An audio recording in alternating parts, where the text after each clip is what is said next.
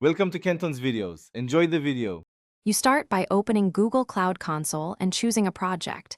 This is where the YouTube API key will live. Once done, enable the YouTube Data API v3 under APIs and Services so the key can access YouTube endpoints. Make sure billing is active if prompted, since some quota behaviors require it. Next, go to Credentials and click Create Credentials. You'll pick an API key option. These steps ensure you have permission and an active API to attach the key to. You'll now generate the actual key. Choose Create Credentials and select API key. Once the key appears, restrict it immediately, add HTTP referrers, IP addresses, or limit to YouTube Data API v3 to prevent misuse. Make sure to name or label the key so you can identify its purpose later. After applying restrictions, copy the key and place it in a secure location such as environment variables, a secrets manager, or an encrypted file.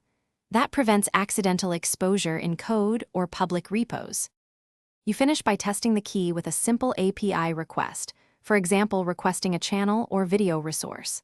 If the call fails, inspect error codes. Check that the key is enabled for YouTube Data API, that referrer/IP restrictions match your environment, and that quota isn't exhausted.